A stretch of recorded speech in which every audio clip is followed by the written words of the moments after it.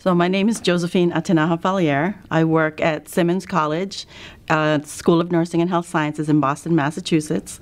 And I am a full-time assistant professor, and I'm also the director of the Dotson Clinical Simulation Learning Lab. I started my simulation back at Children's Hospital in Boston, probably back in I want to say 2003, 2004. I was asked to participate in starting a new graduate program for retention and recruitment. And so we incorporated simulation with our new graduates over a 9-month period. So I had gone to the Center for Medical Simulation for my training, and Peter Weinstock, who's the director at Children's Hospital, we work closely together to try and put some simulations for the new graduates, from the first month, and then have them come back at 3 months, 4 months, kind of once a month type of thing, so everyone can get on the same page. So then I brought it back to our college, spoke to the dean that it was important that we bridge the gap to practice and that we start simulation at our college.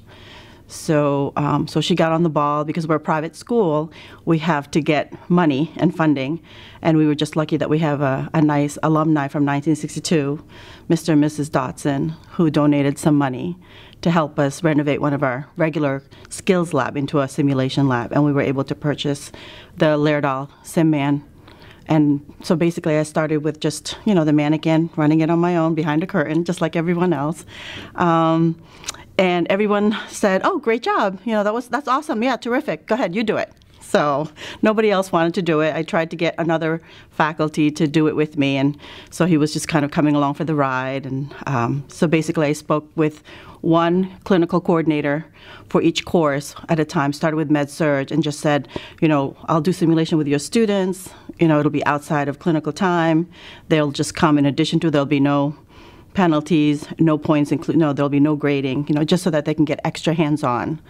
And then basically, I did a couple of evaluations, and they would come and evaluate each simulation, and then I would have them write a reflection each week. And I compiled all that data, put it all together, and then presented it to the dean, who presented to the president and the donors.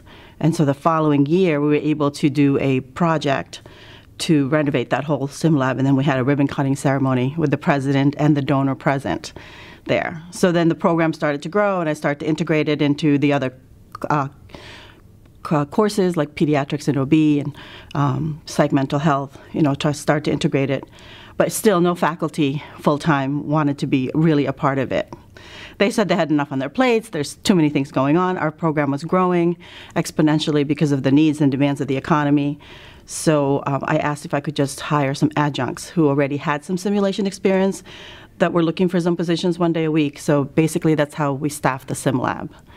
So now I have been able to integrate it throughout the whole undergraduate curriculum, and have started integrating it into the graduate family nurse practitioner program also. And we run our simulation labs 6 days a week, usually from 8 a.m. till 8 p.m. And I have about 8 to 10 faculty, depending on the semester. There's a simulation technician, a specialist, a lab assistant, a lab coordinator, and then myself as a director. I also ask for faculty release time from the dean for the year, so that I can just spend time, trying to run the lab and get it going. So I do the scheduling, the hiring of the faculty, the maintenance of the program, doing all the scenarios. We purchased the NLN scenarios thinking we'd use it more, but I actually had some original scenarios that I had developed myself, and those are still our staples. Everyone still likes to use them, and we do tweak it. So, and now moving forward, we're looking for more money because we outgrow the room, and we're trying to renovate the other skills lab and make it more modern and be more of a simulated environment. We have 2 or 3 other skills labs that we have vital sims in, and they sat in the box on the shelves for like 6 years. Nobody even knew we had them until I started to get in there and take a look, and so we had them repaired and fixed, and then we gave a little short introduction to the fundamentals faculty, and now they're using it at least for, some blood pressure taking and things like that. And we're trying to integrate some scenarios into it, and we're using it for competencies. So, it's a slow process. It's a painful process. It's a lot of work. It's like I probably work about 60 to 80 hours a week. And it's nonstop because our program goes through the summer. We admit twice a year, but we have fall, spring, and summer semesters, and I work all 3 semesters. So even though we finished in the middle of August, I'm already busy trying to plan for the fall. So like 2 weeks into the semester, you're planning for the next semester. So, so I'm looking for somebody else to come and kind of help out as a full-time faculty, because I'm the only full-time faculty that's kind of working in the lab. And everybody else is just piecemealed once a week, and it's very difficult to really get some things going. Although we've been fortunate, because I am just, I don't sleep much. So I've been able to do a lot of presentations and put out some posters, and so I've had some presentations at INAXL and SSIH, and presented some conferences, technology conference in Spain. So, and hopefully going to Asia this year. I couldn't go last year, so it's just, you get tired after a while, so. I was in the Birds of a Feather transition to practice, and I was in a conference, a mini-sun conference, presenting on cultural diversity, integrating simulation, and at Portsmouth, New Hampshire.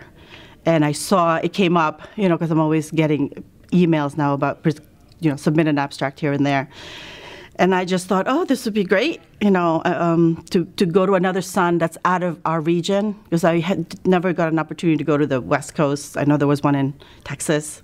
So I thought, well, see what the South are doing, because it's important for us to, again, know what the rest of the country, the rest of the world are doing when it comes to simulation. So I just wanted some more exposure and to see. And I also wanted to share some of the things that I've done, with some of the folks that are coming. So basically, it was talking about how we're helping our senior graduates transition to practice and the simulations that we're using to prepare them better to go out into their first role as a nurse. So, and just using some of the things that I had done with the new grad program at Children's Hospital, and then working with the senior students.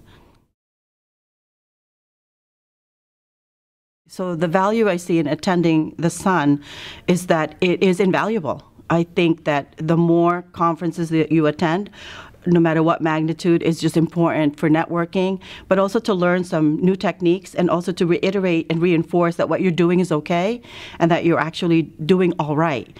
Sometimes when we operate in silos, we think our program is not good enough and everybody else's program is so much better. But then you talk to other people and you realize you're actually a little more advanced than you think you are, and that you're doing things correctly, and it gives you some good validation. The Sun is also probably one of the most affordable type of conference that you can attend, and it is packed. It's over 2 days or 3 days, and it is packed with information. So I think it gives you a lot of bang for your buck. A lot of the conferences that are international and bigger conferences charge, $400, $500, $600 to attend, and with a budget of only so much per year per faculty, we can't afford to go to too many.